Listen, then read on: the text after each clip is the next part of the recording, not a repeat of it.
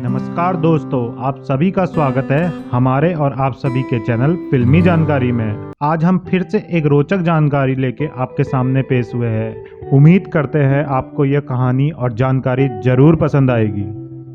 बॉलीवुड का हमेशा से ही अंडरवर्ल्ड के साथ काफ़ी गहरा कनेक्शन रहा है।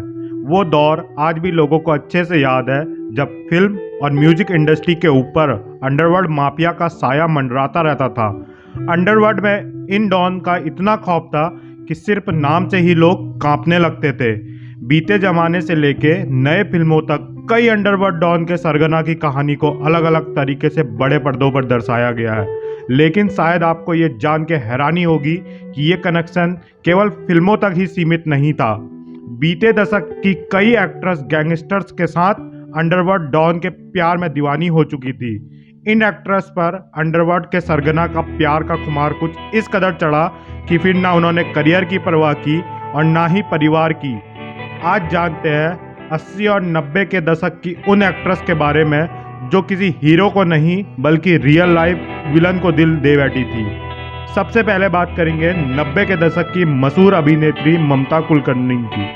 90 के दशक की बोल्ड और स्टाइलिश एक्ट्रेस ममता कुलकर्णी ने सलमान खान से लेके गोविंदा तक के साथ कई हिट फिल्में दी, लेकिन छोटा राजन के साथ उनका नाम जुड़ना उनके करियर के लिए हानिकारक साबित हुआ। एक्ट्रेस ममता कुलकर्णी को 90 के दशक की सुपरहिट एक्ट्रेस माना जाता था। ये एक्ट्रेस अपने जमाने में एक से बढ़कर एक हिट फिल्में दे चुकी थी, लेकिन फिर ममता कुलकर्णी गैंगस्टर विक्रम गोस्वामी के प्यार में ऐसी पड़ी कि उनका अच्छा खासा करियर बर्बाद हो गया। ममता कुलकर्णी ने गैंगस्टर विक्रम गोस्वामी से शादी कर ली और ये दोनों देश छोड़ के दुबई चले गए। दुबई में ये कपल तकरीबन 10 सालों तक साथ रहा। ममता कुलकर्णी अपने पति विक्रम के साथ ड्रग्स तस्करी मामले में जेल भी जा चुकी है। दूसरी अभिनेत्री है मोनिका बेदी, जो दिखने में बेहद खूबसूरत थी और इनका नाम भी जुड़ा अंडरवर्ल्ड के साथ। मोनिका बेदी अपनी प्रोफेशनल लाइफ से ज़्यादा अपने अफेयर्स को लेकर चर्चा में रही। बी टाउन में मोनिका और अबू सलीम के रिश्तों ने खूब सुर्खियां बटोरी। मोनिका बेदी ने बॉलीवुड के कई बड़े स्टार्स के साथ काम किया, लेकिन एक बार जो अंडरवर्ल्ड डॉन अबू सलीम के संपर्क में आई तो फिर उनका करियर देखते ही देखते चौपट हो गया।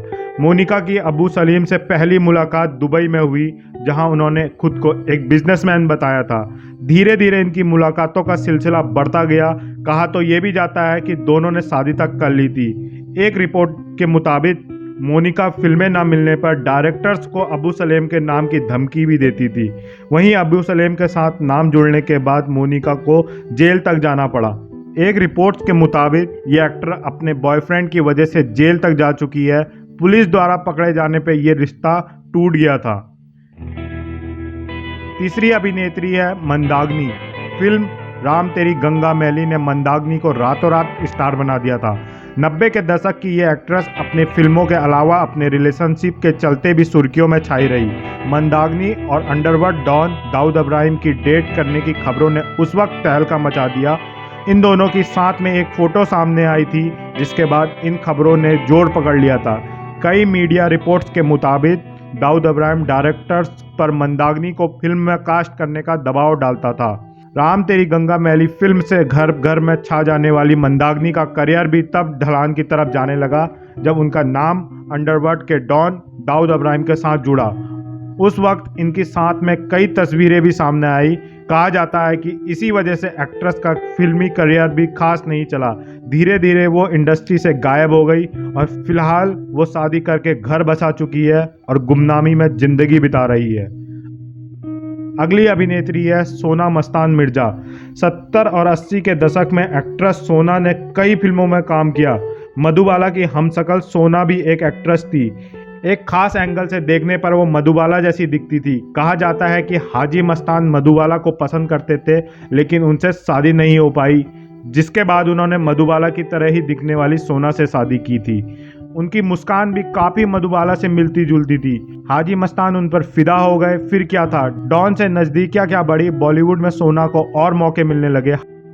हाजी मस्तान ने मधुबाला की मोहब्बत में उनकी हमशक्ल एक्ट्रेस सोना से शादी कर डाली। हाजी मस्तान की मौत के बाद सोना के दिन फिर गए और उन्हें ज़िंदगी में काफ़ी कठिनाइयों का सामना करना पड़ा। बता दें कि एक्ट्रेस सोना मस्तान मिर्ज़ा ने बदनाम, फरिश्ते जैसी फिल्मों में काम किया था।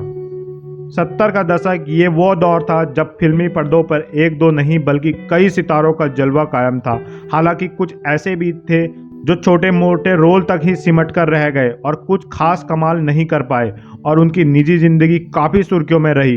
दर्जनों फिल्मों में काम करने के बाद भी हिना कौशल खुद की खास पहचान नहीं बना पाई। निर्देशक पिता यानी मुगले आजम के निर्देशक आसिफ की बेटी होने की वजह से उन्हें भले ही फिल्में मिल रही थी, लेकिन वो सफल एक्ट्रेस नहीं बन पाई। हिना कौशल की निजी जिंदगी उनकी फिल्मों से कई ज़्यादा चर्चा में रही।